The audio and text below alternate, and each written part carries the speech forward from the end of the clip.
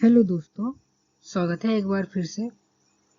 क्या भारत में uniform civil code लागू होने की दिशा में एक और बड़ा कदम उठ चुका है?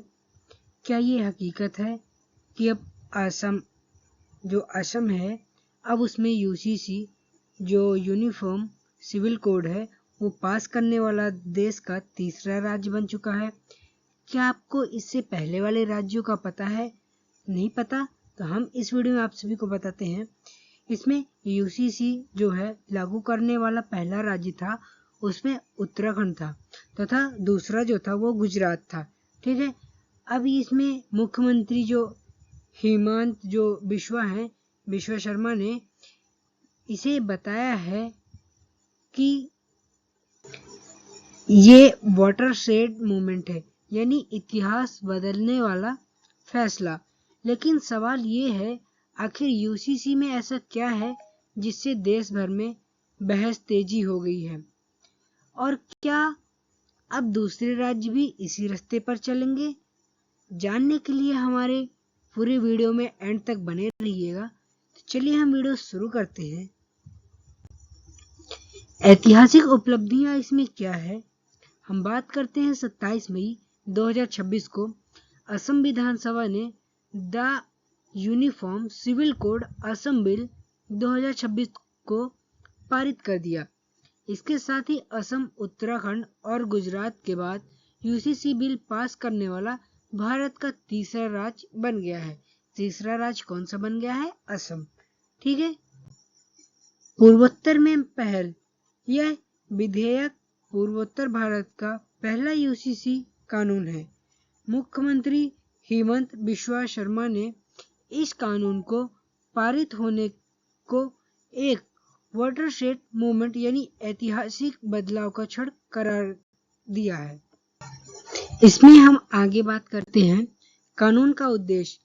इस कानून का मुख्य उद्देश्य राज्य के सभी नागरिकों के लिए विवाह, तलाक, विरासत, उत्तराधिकार और लिव इन रिलेशनशिप से जुड़े मामलों के लिए एक समान नागरिक संहिता लागू करना है, जो धर्म आधारित व्यक्तिगत कानूनों का स्थान लेगी।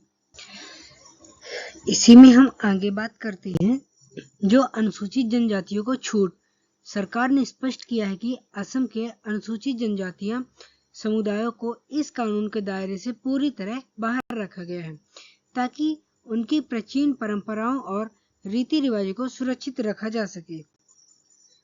बहुविवाह पर प्रतिबंध। इस नए कानून के तहत बहुविवाह पर पूर्ण प्रतिबंध लगा दिया गया है। ऐसा करने वाले दोषियों के लिए 7 साल तक की जेल का प्रावधान रखा गया है, जो इस कानून के सबसे महत्वपूर्ण पहलुओं में से एक है। अनिवार्य पंजीकरण। अब असम में सभी शादियों और तलाक का पंजीकरण कराना अनिवार्य होगा। कानून के अनुसार विवाह समारोह के 60 दिनों के भीतर पंजीकरण कराना होगा। तथा लिव इन रिलेशनशिप के क्या नियम हैं? यह कानून लिव इन रिलेशनशिप को भी कानूनी दायरे में लाता है। कपल्स को अपने लिव इन रिलेशनशिप का पंजीकरण 30 दिनों के भीतर कराना अनिवार्य है।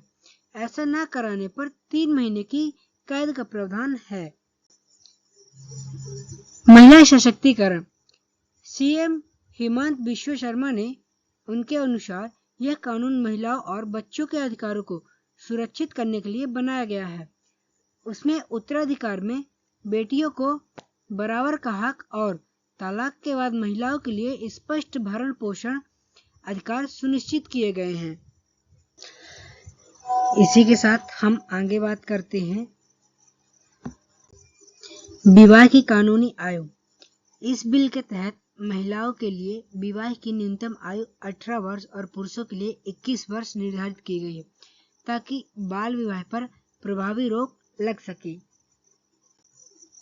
संवैधानिक आधार। मुख्यमंत्री ने स्पष्ट किया है कि यह कानून भारतीय संविधान के अनुच्छेद 44, जिसमें राज्य के नीति निर्देशक तत्व पर आधारित है, जो पूरे देश में एक समान नागरिक संहिता लागू करने का आह्वान करता है। इसी में विधानसभा में विरोध क्या है। इस बिल को पास करते समय भारी जो गहमा गहमी देखने को मिली, यानी जो अपने भाषा में बोले कि भारी गर्मा गर्मी देखने को मिली।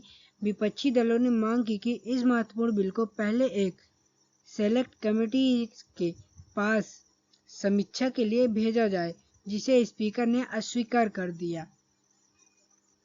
यहाँ पर आप लोगों का कमेंट हमें बहुत ही जरूरी है। आप लोग हमें कमेंट करके बताइए कि क्या ये सही किया गया या नहीं। ठीक है। प्रक्रिया और स्वीकृति। विधानसभा में ध्वनि मत से बिल पारित होने के बाद अब इसे राज्यपाल की मंजूरी के लिए भेजा जाएगा। इसके बाद इसे राष्ट्रपति की अंतिम स्वीकृति के लिए प्रेषित किया जाएगा। सरकार प्रतिबद्धता। गृह मंत्री अमित शाह ने भी असम सरकार को इस ऐतिहासिक कदम के लिए बधाई दी है और इसे समान न्याय की दिशा में एक बड़ा और जरूरी सुधार बताया है। अब इसमें जो देखें हम अगले कदम, इसे बिल को मंजूरी मिलने के बाद असम सरकार ने इसे पूरे राज्य में चरणबद्ध तरीके से लागू करने की योजना बना रही है, ताकि नागरिकों को एक समान कानूनी ढांचे के तहत लाया जा सके। असम में यूसीसी जो यूनिफॉर्म सिविल कोड कानून के लागू होने के बाद सरकार की भूमिका और कार्रवाई अब मुख्य रूप से इसे धरातल पर उतारने और इसके नियमों का पालन सुनिश्चित करने पर केंद्रित रहेगी। ठीक है।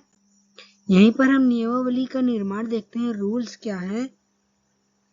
तो कानून पारित होने के बाद सरकार अब इसके क्रियान्वयन के लिए विस्तृत नियमावली तैयार करेगी। इसमें यह स्पष्ट किया जाएगा कि कानून के प्रावधानों को व्यवहारिक रूप से कैसे लागू किया जाए, जैसे विवाह और लिव इन रिलेशनशिप के पंजीकरण की प्रक्रिया क्या होगी। इसमें पंजीकरण ढांचा। सरकार को पूरे राज्य में एक सुदृढ़ पंजीकरण प्रणाली स्थापित करनी होगी। इसमें विवाह और लिव इन रिलेशनशिप को रजिस्टर करने के लिए ऑनलाइन पोर्टल या सरकारी कार्यालय जैसे ग्राम पंचायत या ब्लॉक स्तर को अधिकृत किया जाएगा, ताकि इसके जो नागरिक है आसानी से पंजीकृत करा सके। अब इसी में हम आगे जान लेते हैं थोड़ी अधिकारियों की नियुक्ति। इस कानून के कार्यान्वयन और निगरानी के लिए नोडल अधिकारियों की नियुक्ति की जाएगी। ये अधिकारी यह सुनिश्चित करेंगे कि शादियों और तलाक का रिकॉर्ड सही ढंग से रखा जा रहा है और कानून के उल्लंघन की स्थिति में कार्रवाई की जा सके। जागरूकता अभियान। इसमें क्या है? सरकार को आम जनता को इस कानून के बारे में शिक्षित करने के लिए व्यापक जागरूकता अभियान चलाने होंगे। लोगों को विशेष रूप से अनिवार्य पंजीकरण की समय सीमा, जैसे शादी के 60 दिन और लिव इन के 30 दिन और इसके फायदों के बारे में भी जानकारी दी जाएगी। ठीक है। इसी में कानूनी तंत्र को सक्रिय करना। पुलिस और स्थानीय प्रशासन को इस कानून के प्रावधानों जैसे बहुविवाह पर प्रतिबंध के प्रति संवेदनशील बनाया जाएगा। साथ ही न्यायपालिका के साथ समन्वय किया जाएगा, ताकि विवाह संबंधी विवादों के निपटारे में यूसीसी के नए नियमों को प्राथमिकता दी जा सके। इसी में थोड़ी आगे हम चर्चा करते हैं डिजिटल डेटाबेस का प्रबंधन। सरकार एक केंद्रीकृत डेटाबेस तैयार करेगी, जहां सभी नागरिक संबंधी रिकॉर्ड सुरक्षित रहेंगे। यह डेटाबेस प्रशासनिक पारदर्शिता सुनिश्चित करेगा और किसी भी तरह के धोखाधड़ी या बाल विवाह के मामलों को ट्रैक करने में मदद करेगा।